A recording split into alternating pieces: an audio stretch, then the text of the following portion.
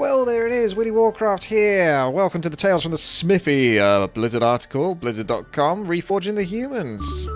Thank you, Namiad. There's a happy seal in the background that you can't see, but you can certainly hear it. The Human Alliance of Lordaeron has existed since... Happy seal. The orcs first came through the Dark Portal. I'm trying to build a story here. Resilient and courageous, they faced their enemies clad in imposing armor and armed with sharp steel. The Warcraft Reforged art team took inspiration from many sources to capture the human spirit and tenacity, including cinematic trailers, original and new concept art, and more. Heroes, Arthas and Menethil. Paladin, empowered by the light, the mighty paladins brandished both Warhammer and holy fire in battle against all who would trample the meek and innocent. When the undead scourge threatened to destroy his homeland, Prince Arthas Menethil was willing to pay any price to save it. But he never looked this good. Wow. Arthas and other paladins you played in Warcraft 3 are amplified by keeping the aesthetics just like you remember. Imposing shoulder pads, towering war mauls, and bulky librams. Glorious. Yeah. He lacks a bit of his width in comparison to the original model. He's gained certainly a lot more height, which definitely adds to the imposing factor due to the size of that maul. I mean, look at it. It's even bigger. That is a large maul. How much does that weigh? He's a strong chap, that Arthas. Certainly is. Jaina Proudmoore. Archmage. I was almost going to say Archmage. Hailing from the magical kingdom of Dalaran. Hey, Dalaran. The Archmagi... see, I say Archmagi there, but then it's Archmage earlier. That always bugs me. Represents the pinnacle of arcane power. Though all she wanted to do was to study, Jaina Proudmoore found herself embroiled in a war against an enemy she was woefully unprepared to deal with. The reforged Jaina sports flowy, elaborate robes, her signature staff, inspired by World of Warcraft rendition, and some new surprises. In multiplayer, the erstwhile Antonidus Archmage received an update model that brings out the small details we could only imagine playing with. 700 polygons. The new model boasts 15,000 polygons and detailed aged skin, a long flowing beard, an ornate circlet adorning his head, and much, much more. Not into that? Don't worry. In multiplayer matches, your Archmagi may very well end up being someone else entirely. I much prefer the original Jaina model with this one, personally. I feel like the new model... She looks super haggard and kind of grumpy. Doesn't have that kind of upbeat atmosphere that I remember Jaina having. She was very sparky and sort of light on her feet. Very ready to throw wit back at you. This new one, I think she's a bit grumpy. Like she hasn't had a meal in a while.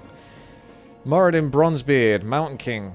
The Mountain Kings of Fanes, as they are known in Cosmodar, live to test themselves against worthy opponents.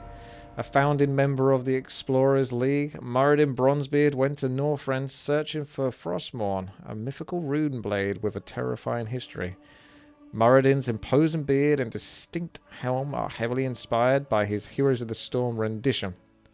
The stout Mountain King redesigns for multiplayer draw inspiration from World of Warcraft's iconic dwarven look. Clad in scale armor and furs, these Fanes sport large, intricate dwarven shields while keeping their undeniable alliance trough evident and intact. So, we obviously missed the blonde beard, but that's just a Mountain King model. That's not technically Muradin. I think there might be another version that is showing Muradin. If not, then that beard needs to be a lot more blonde. The shield on the back, the horns are quite good. The weapons are meaty. He did need to be like more sort of wide as well, didn't he? I think he might look a bit better there. But when we first got him, didn't look quite as imposing as the original model did. Like he's really up for a fight. Look at him. He's so up for a fight. Kael Sunstrider, Blood Mage. Refugees seeking to increase their remaining magical powers at any cost, the Blood Mage's passions lead them close to the darkest depths of madness. Long before he had any setbacks in Outland, Kael was already determined to save his people at any price. His updated model reflects his regal status and terrifying arcane might. While the aesthetics of High Elven civilization weren't yet clearly established when Warcraft 3 was released, the High Elves used most human architecture buildings. Years of characterization in World of Warcraft guided the art team in recreating the Blood Mage's look. This undeniably elven spellcaster now has the slender gait that you'd expect from a Quel'Thalas native, and the intricate, ornate, and monumental shoulder pads you'd expect from members of the Alliance. So definitely pretty good. Like, the new models seems to have a lot of the same sort of personality that the original model has. So definitely liking that. Holding a lot of power there as well. Unit Sorceress. As terrifying as they are vain, elven sorceresses whimsically turn the tide of battle by slowing the fabric of time around their enemies or turning them into helpless sheep. Bah! The new sorceress proudly displays her allegiance in the Eye of Dalaran on her cloak and wears stylish, beautiful armor. But a sorceress isn't just content with manipulating space-time. It's important to do so while looking fabulous. She goes as far as checking her nails while idling to ensure that her fashion sense is as devastating to her enemies as her spells. There she is. So she does look quite nice indeed. Got that same glowing power that the original model sort of has. Like she's floating with ease.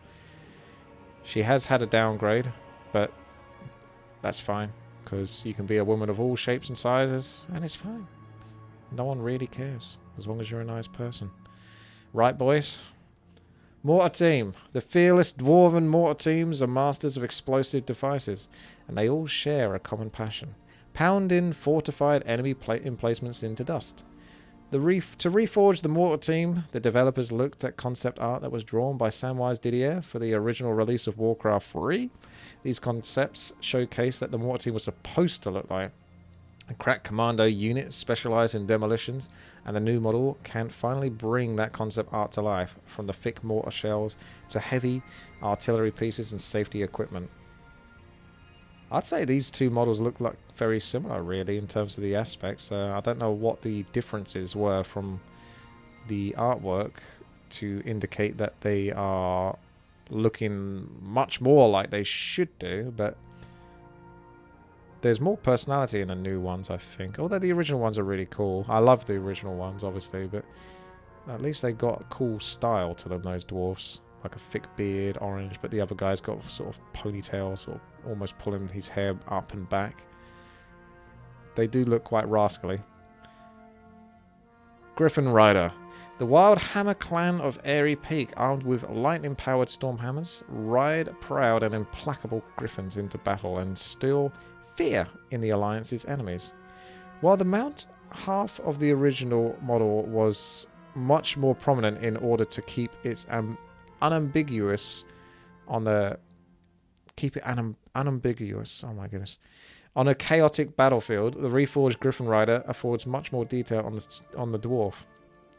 Zoom in close enough, and you'll recognize the Wildhammer clan's unmistakable tattoos on the shirtless rider. A small buckler and awe-inspiring hammer complete this fearsome warrior's look.